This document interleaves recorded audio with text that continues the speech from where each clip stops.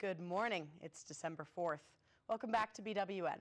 I'm Kate Zelkowitz here with your end of semester news. We've got a shorter show for you today, but there's plenty of good stuff in store to get us through finals week and into winter break. Thanks for tuning in.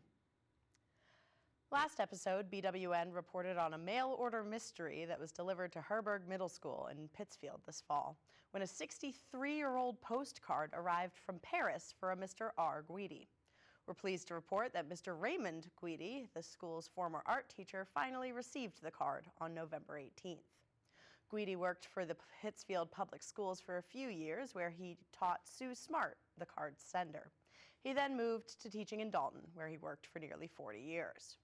After seeing school clerk Dorothy McGurn's call for information in Berkshires, Guidi's daughter contacted the school and reunited her father with his mail. While thrilled to have delivered the card to its intended recipient, McGurn has now set her sights on locating Sue Smart so Mr. Guidi can finally send her a postcard in return. On December 1st, after 2 weeks of tireless work, the Butternut Fire Incident Command has finally ended. The Butternut Fire consumed over 1,600 acres of land and grew to a 10-mile perimeter since it was first reported on November 18th in Great Barrington. Fire Chief Scott Turner made the call to close command around 2 p.m. on Sunday, citing weather changes, fuel conditions, and the, quote, monumental work of firefighters and their mutual aid. Though the area will remain dangerous for several months, it should regenerate in the spring. The suspect in a nearly 50-year-old cold case in West Springfield was in court on Monday. Timothy Scott Jolie, 71, is charged with the murders of 18-year-old Teresa Marcoux and 20-year-old Mark Hamish. They both were students at East Longmeadow High School. Their bodies were found back in 1978, shot to death, and left next to Harnish's pickup truck on Route 5 in West Springfield. In November, the DA's office said they got a new lead when somebody gave them Jolie's name, and using a partial fingerprint found in Harnish's truck, they were able to connect him to the murders. Jolie was arrested in Clearwater, Florida, and extradited back to Massachusetts. He's now being held without bail. MCLA's women's hockey had a very successful post-Thanksgiving weekend, winning back-to-back games against the Hood College Blazers on Saturday and Sunday. Both games ended with MCLA beating out Hood 2-1 and had plenty of drama for spectators. Saturday's game started strong in the first period and raised to a fever pitch in the third period, with penalties flying back and forth and a few scuffles on the ice. Sunday's game was much lighter on penalties, but made up for it, with MCLA and Hood heading into overtime tied 1-1. Summer Basalian scored the winning goal just 1 minute into overtime, clinching the game for MCLA. For her performance, Basalian, who also scored the first MCLA goal on Sunday and had an assist on Saturday, was named MassCAC's Player of the Week. Women's hockey faces off at home against Plymouth State on December 6th. A local DoorDash customer got a surprise this week when their order was hand-delivered by UMass Amherst campus police officer Brissett. He pulled the original delivery driver over for a traffic violation, but when the driver was unable to complete the order, Brissett decided not to let the customer go hungry and took it upon himself to finish the job. From Thanksgiving Eve to New Year's Eve, Operation Safe Holidays is officially a go across Massachusetts. The Alcoholic Beverages Control Commission will be conducting alcohol enforcement at local bars, working with municipal police departments and focusing their efforts at bars that have been identified as the last to sell alcohol to a convicted drunk driver and other high-risk locations.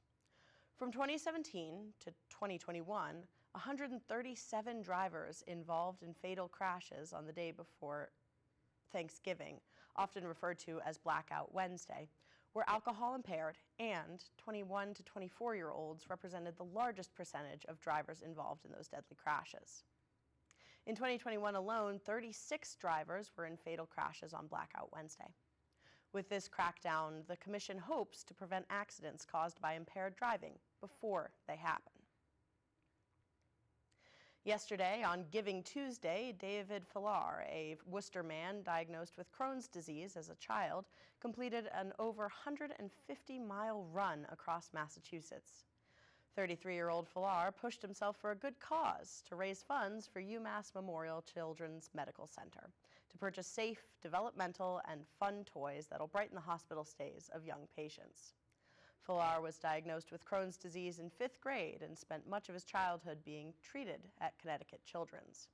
Today, he's a footwear designer whose work is featured at the Museum of Fine Arts and the David Ortiz's Children's Fund.